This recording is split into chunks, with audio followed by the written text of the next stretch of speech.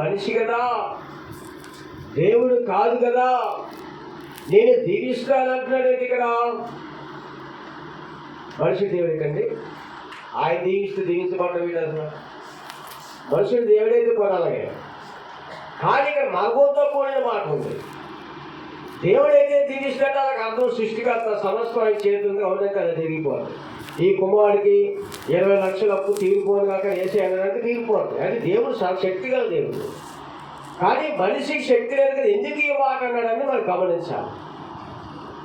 Bible రాశాడంటే అన్ని చాలా లోతైన మర్మాలు ఎక్కడెక్కడి నుంచో అన్ని కలిపి సమస్తం కూడా ఆది నుంచి అంతము చివరి వరకు మొదట అన్ని సమస్తం అర్థాలు ఉంటాయండి.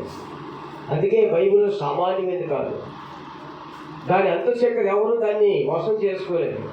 మానవుడి జ్ఞానానికి అందదు, ఎందుకంటే సర్వశక్తి కలిగిన జ్ఞానం కదా. మనిషి జ్ఞానం మట్టిపోవడానికి అర్థం చేసుకోలేదు. దేనికోసం చెప్పండి, హల్లెలూయా.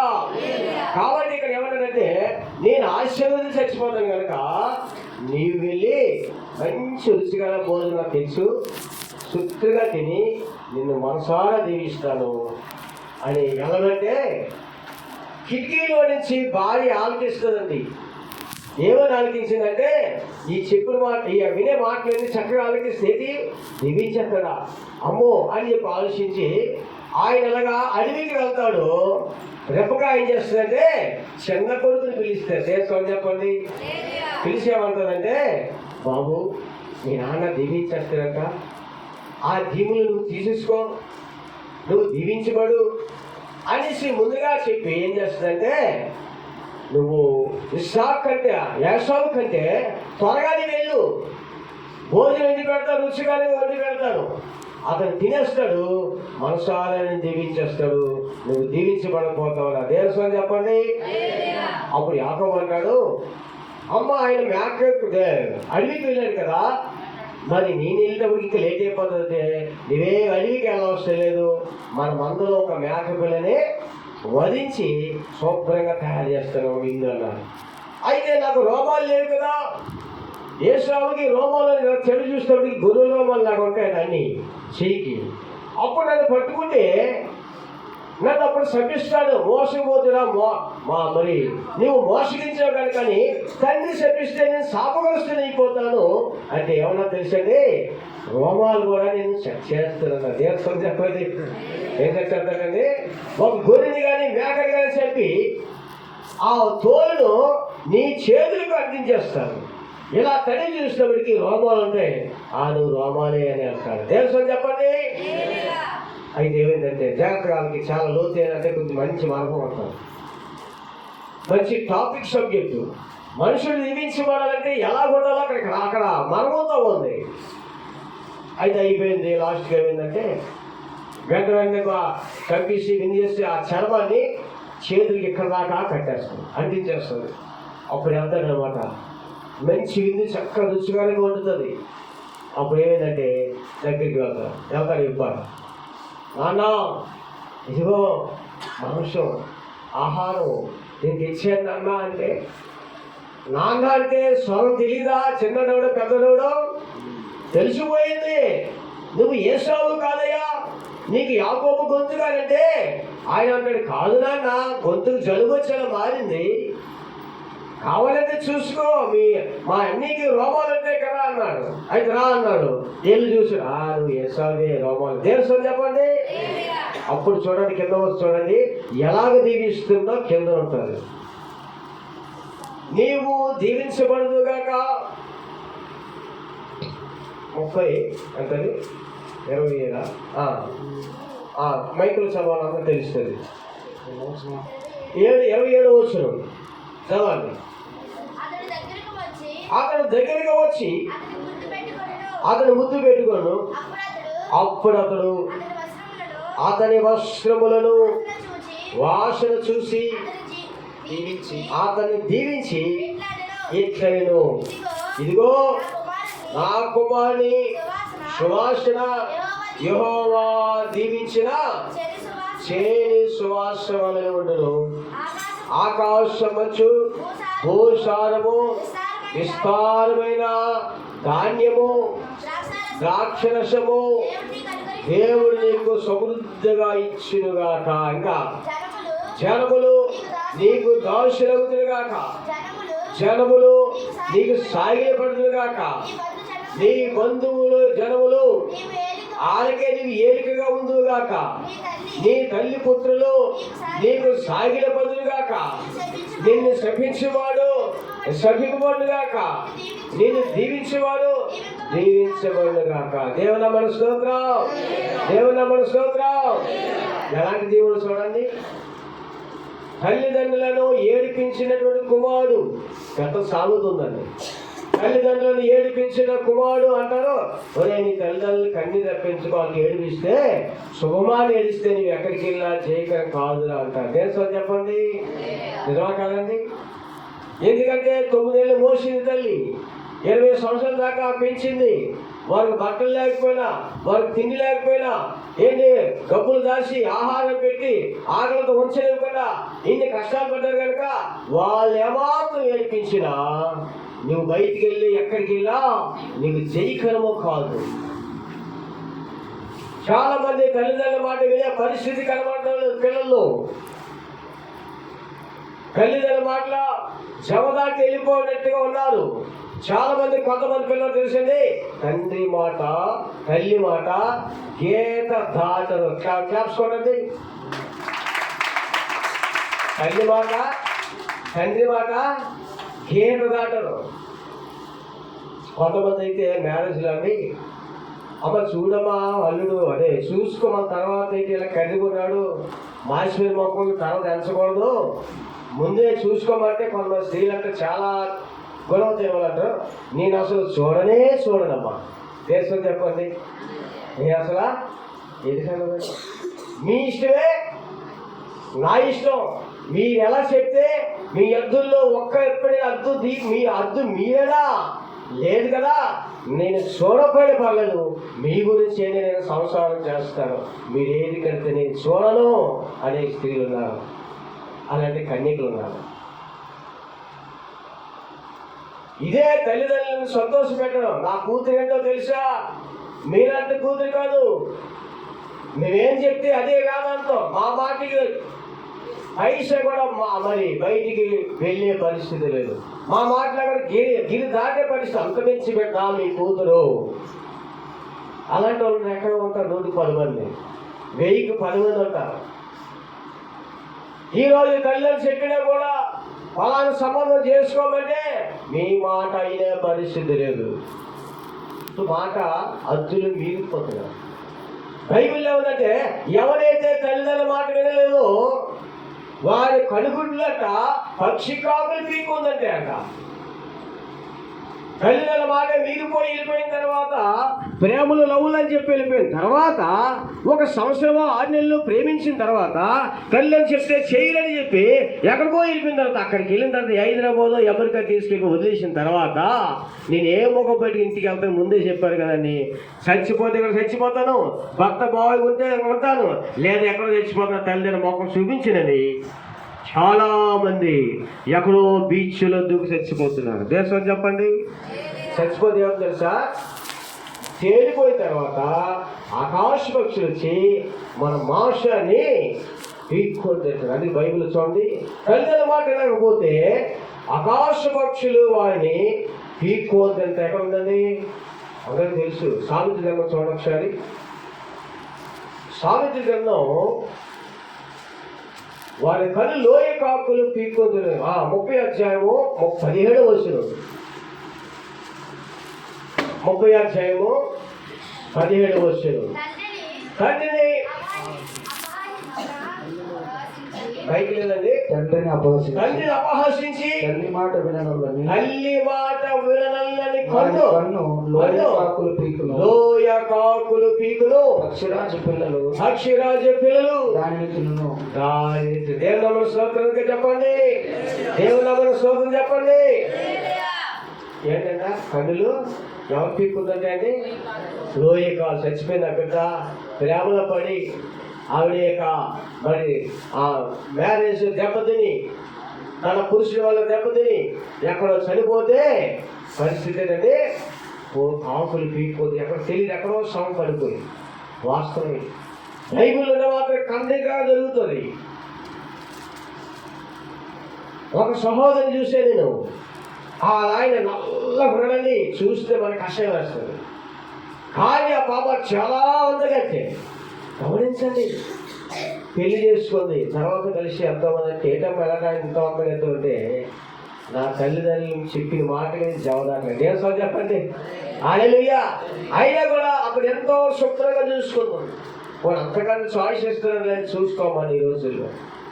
అయితే గమనించండి, తల్లి మాట వినలేని పరిస్థితి, తల్లిదండ్రులు చెప్పిన చేయలేని పరిస్థితి, ఏది కూడా ఇది చెయ్యొద్దంటే చేయకూడదు.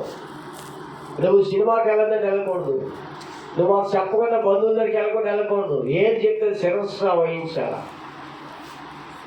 అయితే గమనించండి, ఇక్కడ యేసేపు ప్రాణానికి వెళ్ళే ముందు ఇంక జరిగిపోయి అప్పుడు పూర్తిగా దీవించాడు. అంటే సమృద్ధిగా నీకు ద్రాక్షరసము ధాన్యము సమృద్ధిగా నీకు దొరకంటే ఐశ్వర్యవంతులు అవుతావు. రెండోది, అనేకులు నీకు సాయపడతారు, అందరికీ నువ్వు దీవెనకరంగా, అందరికీ నువ్వు ఏలిక అంటే అధిపతిగా ఉంటావు అన్నాడు. దేశం చెప్పండి, ఇంటికాడ నీరు సహాయం చేయమంటే సహాయం చేయవు, అక్కడికి వెళ్ళి కట్లు తెమ్మంటే కట్లు దేవు, మీ నాన్న అక్కడ అశోకపురం కర్రలు కొట్టడి ఎవరు అంటే ఎవరు, ఆ పెద్దోడంటే నువ్వేను. కానీ అక్కడ గుడ్డులో పనిచేసావంట. మీరు రారు కదమ్మా, ఎలా తెలిసిపోయిందంటే అర్థమైపోయింది. మా నాన్న ఏంటి చూద్దాం, ఏం చేస్తాను చూద్దాం వచ్చింది. ఆయన ఎక్కడంటే దేవుడి స్వామి చెప్పండి, ఆయన ఎగ్గెట్టాడు, అర్థమైపోయింది. దేవుడి స్వామి చెప్పండి, దేవుడి స్వామి చెప్పండి. గమనించండి, అప్పుడు పాస్టర్ చెప్పారన్నమాట.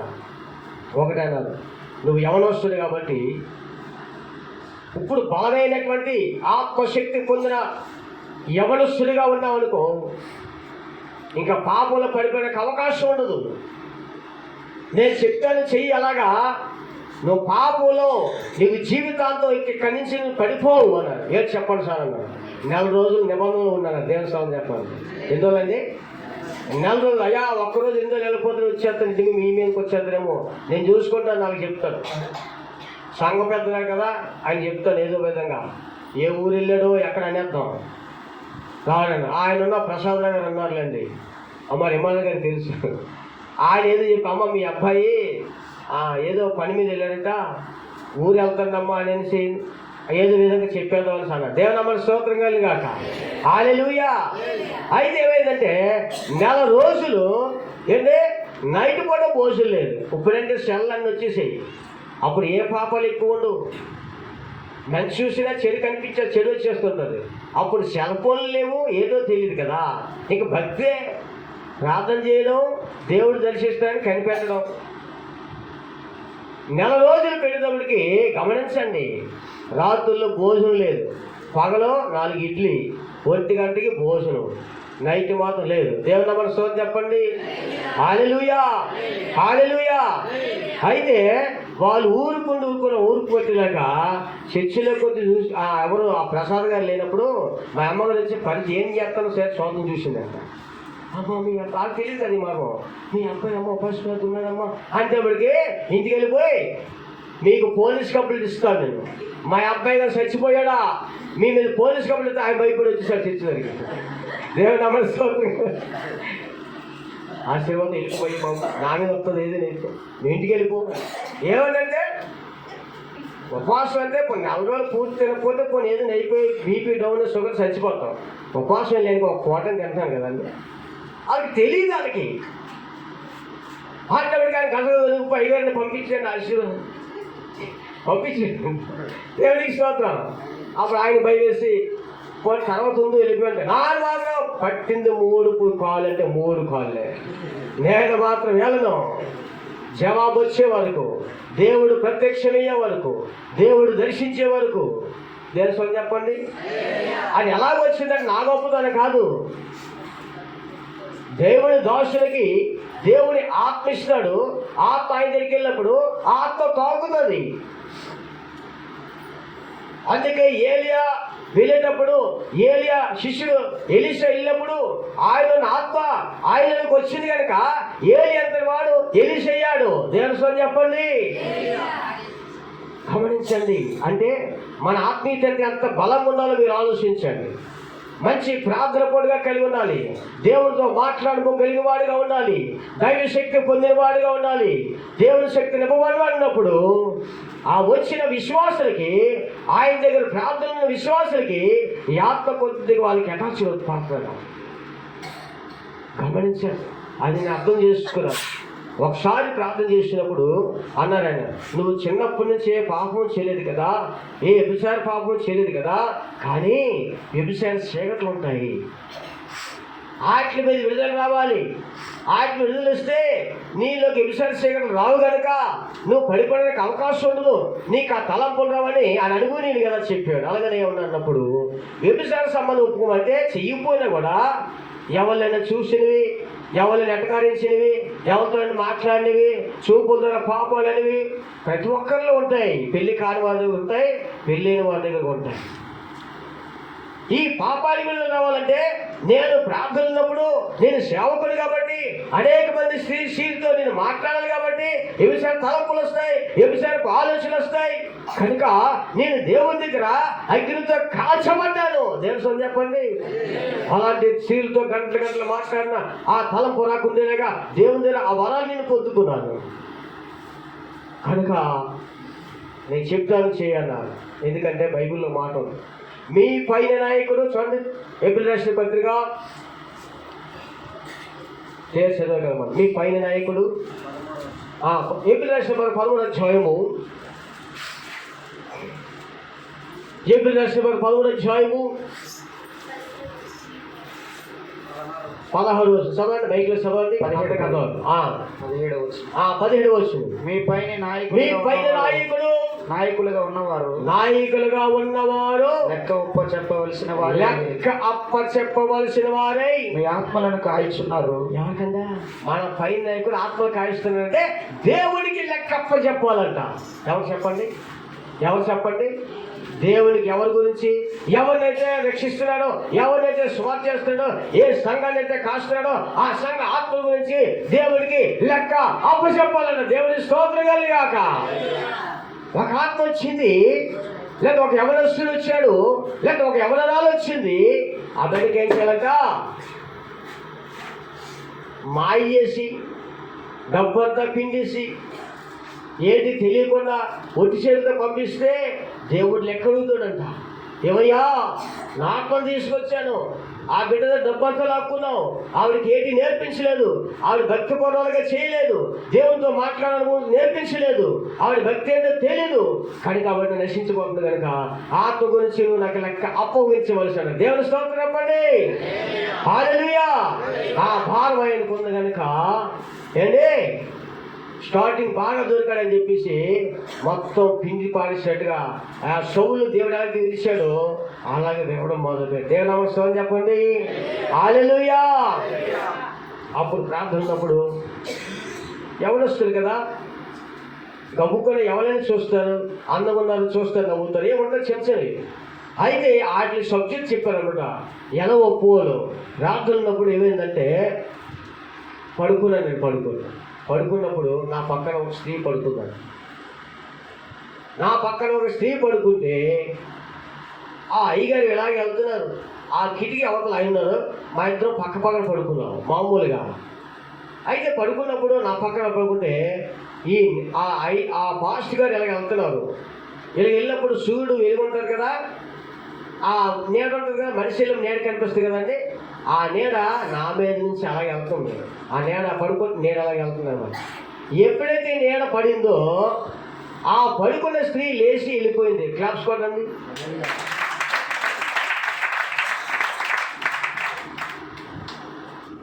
అప్పుడు దాని అర్థం చెప్పారు, అడిగాను, మరి 5 రోజులు ఉన్నా కదా, 4 రోజులకు ఒకసారి వస్తుంది వారు, నాతో పాటు చాలామంది ఉన్నారు.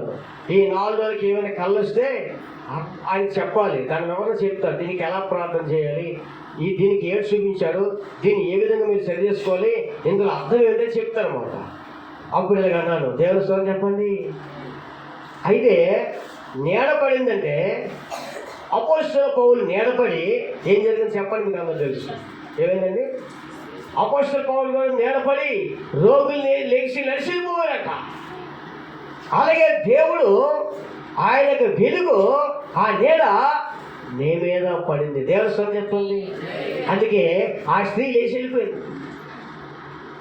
దేవుని వెలుగు మనిషి మీద పడితే, దేవుని అగ్ని మనిషి మీద పడితే, ఆ మనిషిలో ఉన్నటువంటి వ్యభిచార శక్తులు కానీ, నిద్రమత్తు శక్తులు కానీ, దెయ్యాలు కానీ పటాపంచే పారిపోతాయి. దేవుని స్వరం చెప్పండి. దేవుని స్వరం చెప్పండి.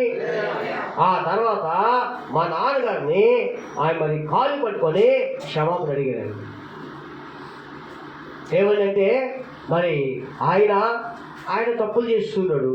ఆ తప్పులకి మరి నేను కూడా ఆయన దగ్గర జోబులు డబ్బులు దొంగతనం చేయడం ఏంటి ఇవన్నీ చేసేవాడిని. చేసి అలా ఉంటుండగా ప్రార్థనప్పుడు ఏమైనా మీ నాన్నగారు ఏమైనా తప్పు చేసావని అడిగారు. చేశానయా. అది తప్పు చేస్తే తల్లిదండ్రులు దూషించాడు. అది శిక్షణ మీద ఆ పాపని మీద ఉండిపోయి అది ఒప్పుకొని కడుక్కో. పాపాలు ఒప్పుకోకపోతే క్షమాపణ లేదు అని బైబిల్ చెప్తుంది. చిన్న పాపమైనా పెద్ద పాపమైనా బాల్యకాల పాపం ఒప్పుకునేవాడికి వెళ్ళాను. అయ్యా నాన్న తీసి ఏది తెలగా క్షమాపణ దేవుని చెప్పండి. అది తెలియదు కదా. నన్ను ఎందుకు క్షమాపణ నాకు వాళ్ళు ఎందుకు పట్టుకుంటాం అంటే ఇలాగ అడగాలి, క్షమాపణ అడగాలి తప్పులు చేసిన వాటికి అనేసని అప్పుడు కాలు పట్టుకుని నాన్న క్షమించాను. దేవుని చెప్పండి. హల్లెలూయా, హల్లెలూయా.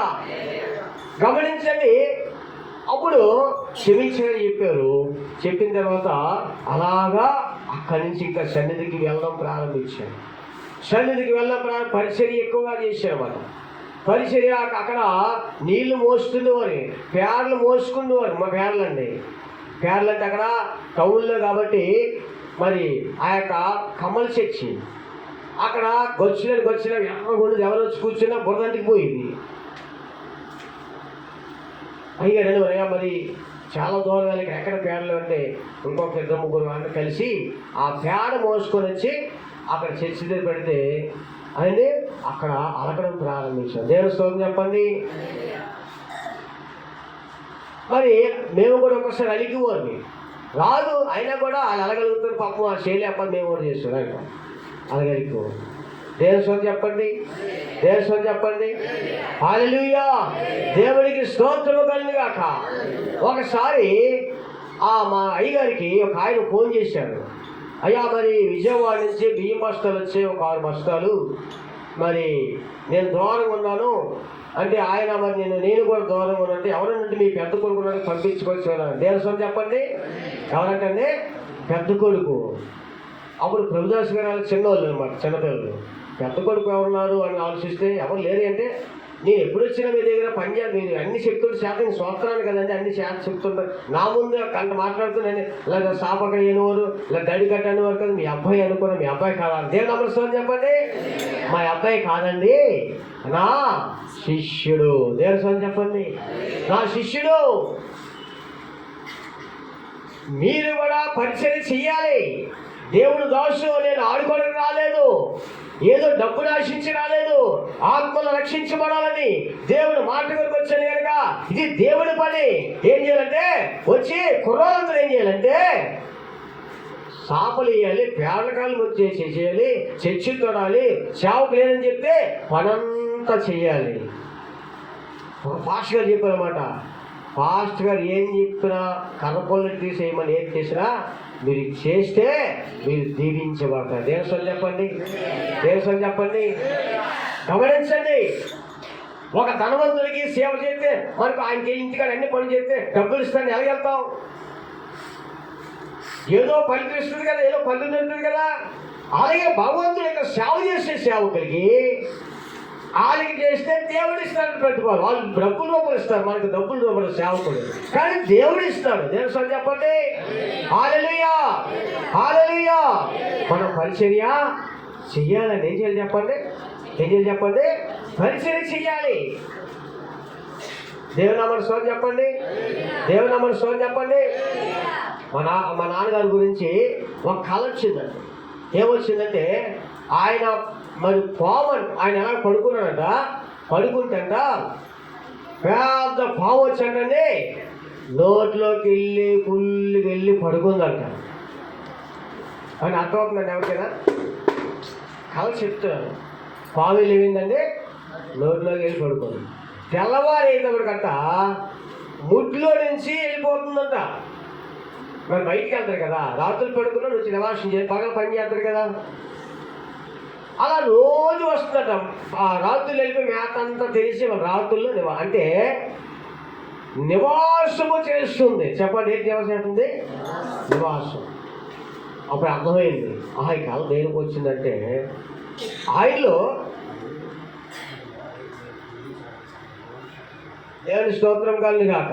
హల్లెలూయా, హల్లెలూయా. నేను అర్థం చేసుకుంది ఏంటంటే మనానికి ఆ పాము, ఆ తాగుబోతనే పాము ఆవరించింది. క్లాస్ కొనండి. మరి ఒక కళ వచ్చిందంటే దానికి క్రియ కనబడాలి కదా. ఆ క్రియలు ఏంటంటే మీకు చెప్తాను. ఉదయం లెగ్గాన టీ తాగే బదులుగా మందు తాగిపోవడం. చెప్పండి, మనం టీ తాగుతామా? టీ తాగకపోతే మనం లేకం. టీ తాగకపోతే లేగుతావా? టీ తాగితే కానీ అడుగు మనసు మీద కాలు కింద వెళ్తాం కదా. అలాగే అతనికి మందు తాగితేనే లేచి కూర్చుంటేవాడు అన్నమాట. పోనీ ఏదో ఒక ఐదు పొద్దు వేసాడు, ఒక 100 రూపాయలు అనుకుంటే అది అయిపోయిన తర్వాత మళ్ళా వెళ్ళిపోయాడు అన్నమాట. డబ్బులు ఎట్లా లేవనుకోండి, ఆ యొక్క సంశయాలుగా చూసాడు అనమాట. డబ్బులు చాలా అందరూ అడుగురు, ఎవరు ఇచ్చేవారు కాదు. ఆ సంశయం మీద చూసిన తర్వాత కంచుమంత తర్వాత ఇవన్నీ కూడా చిన్న చిన్న అంటే ఏంటి, పెద్దవైతే పల్లెలు కనబడతాయి. ఏదో అటుకెళ్ళిపోయినట్టున్నాను అనుకుంటాం. కనబడకుండా జోబులు దూరిపోవాలి. దేవస్థానం చెప్పండి, దేవస్థానం చెప్పండి. హల్లెలూయా, హల్లెలూయా. చిన్న చిన్న చెంబులు అయితే జబ్బులు దూరిపోతాయి. కంచుమంతులు, కంచు చెంబులు. దేవస్థానం కొన్ని కాదంటే దుప్పటి నిజమే. అవి ఏం చేసేవాడంటే జోబులు పెట్టుకొని వెళ్ళిపోతుంటాడండి. మా అమ్మగారు వచ్చేవారు, ఏంటి మందులు కనబడలేదు, ఏంటి కాక ఆ గ్లాస్ కనబడలేదు అనేది అన్నమాట.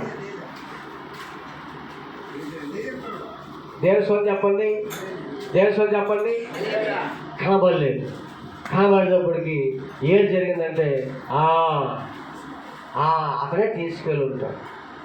మళ్ళీ ఏమైనా అన్నావా శతకబాదీసేవాడండి.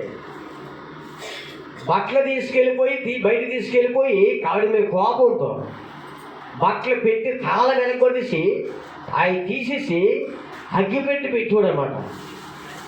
కోపం తట్టుకోలేక పోనీ అమ్మ పోనీ అది పోనీ వంత ఒకటే కదండి, ఓర్చుకుంటే బాగుంది. కోపాన్ని రేపుతుంది, బైబిల్లో ఉంది. కోపాన్ని రేపేవారంట. కలహమైన మాటలు కోపమును రేపును, మృదువైన మాట కోపమును చల్లార్చును. పోనీ తాగాడే రేపింది. ఏమనుకొని ఉంటే ఫోన్లే బావా, ఏదైపోయిందిలే ఫోన్లే, మరి నీకు అలవాటు ఏమైపోయింది, నువ్వు మంచివాడు అంటే అది అవ్వకపోదు. దేవస్వామి చెప్పండి, దేవస్వామి చెప్పండి. తాగేవాళ్ళు మీ ఇంటికి వస్తే, మీ భర్త కానీ మీ స్నేహితుడు కానీ మీ భర్త కానీ వస్తే మీరు ఫస్ట్ చేయవలసింది ఏంటంటే మీరు ఏంటి మరి కోపము నెప్పించే మాటలు మీరు మాట్లాడకూడదు. సరే ఏదైతే జరిగింది కొన్ని ఒక 2000 పడితే తాగేసి అనుకోండి, ఏమన్నా సైలెంట్గా బాగుంటుంది కాదని లేదు. ఆ బాధ కోపంలో కొక్కుతో నేను కాదని లేదు. కోపంలోకి ఎక్కారా 2000, ఇప్పుడు 4000 కూడా మరొక నష్టం కనబడుతుంది. 2000 వదిలిపోలేదు కదా, ఇంకో 4000 ఏంటి ఆయన కోపం వచ్చి ఏం చేస్తారు ఆయన తెలియదు. దేవుని స్తోత్రం తెలియదు. ఏం చేస్తారంటే ఫ్రిడ్జ్ ఎనగొలిసి అనుకోని ఏమవుతుంది, 5000 రూపాయలు ఫ్రిడ్జ్ మానేస్తుంది.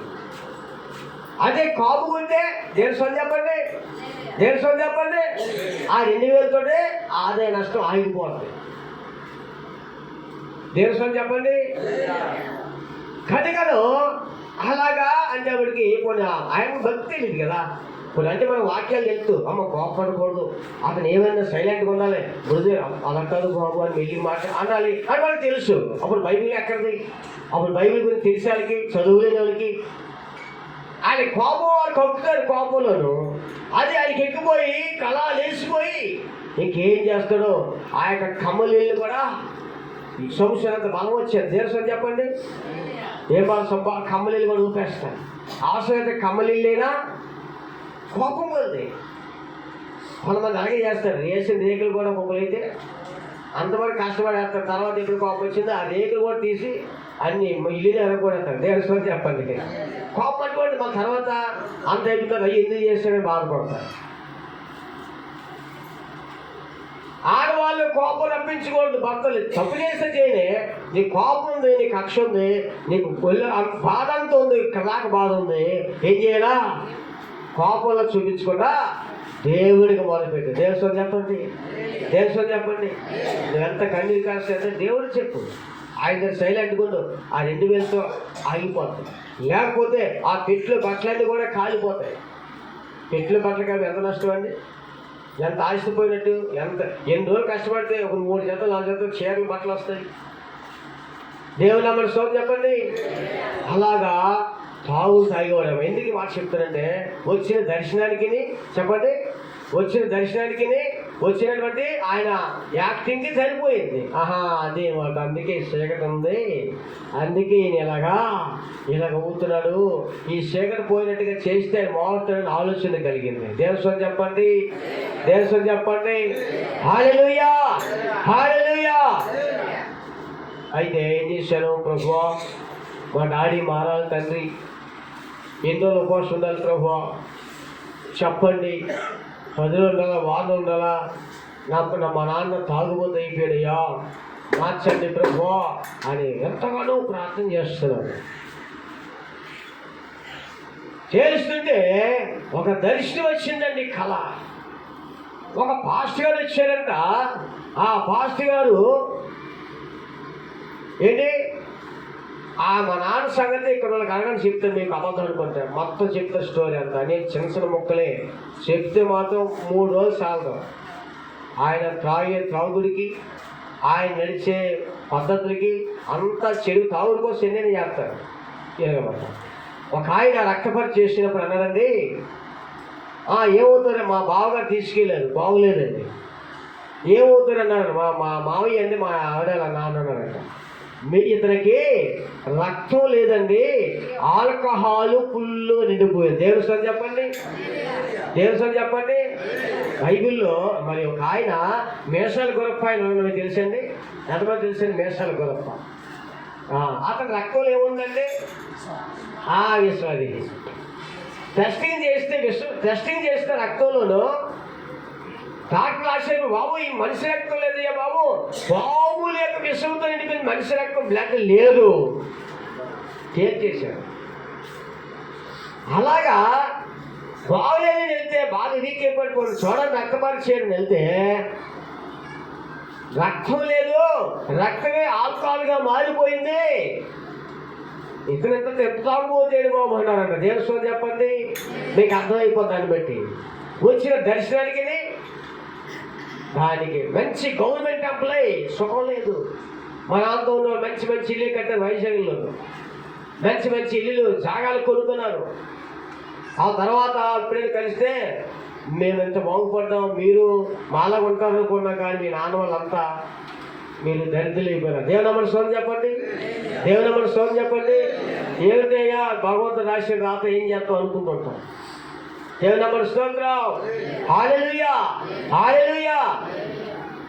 కనుకను ఏమైందంటే అప్పుడు నేను ప్రార్థన చేశాను, ప్రభువా మా నాన్నగారు మారాలి ప్రభువా అని ప్రార్థన చేశాను.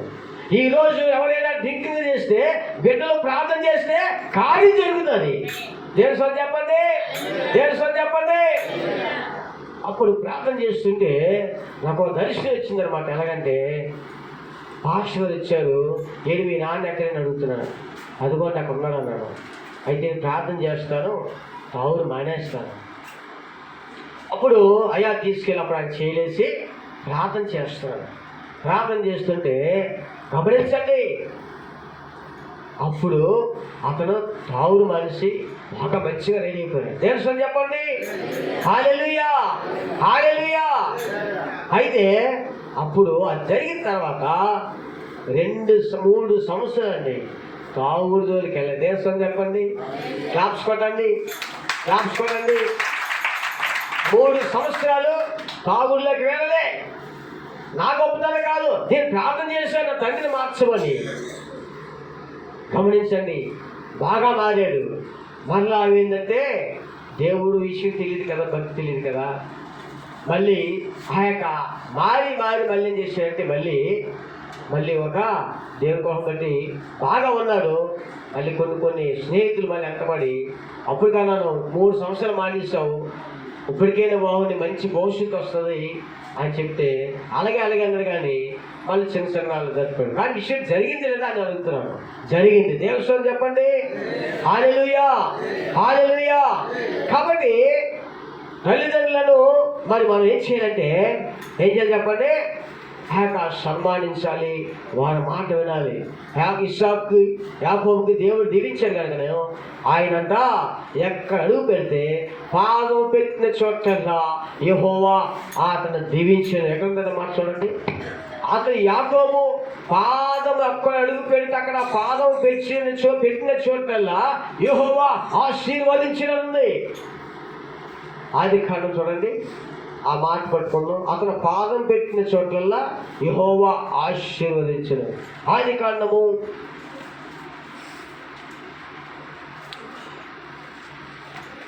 30 అధ్యాయము. ఆదికాండం 30 అధ్యాయము.